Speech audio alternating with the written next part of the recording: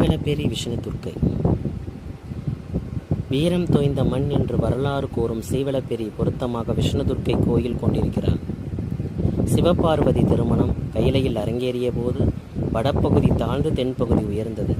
ஈசன் அகத்தியரை பார்க்க உலகை சமன் செய்ய தெற்கு நோக்கி நகர்ந்த குருமுனி குற்றாலத்தை அடைந்தார்.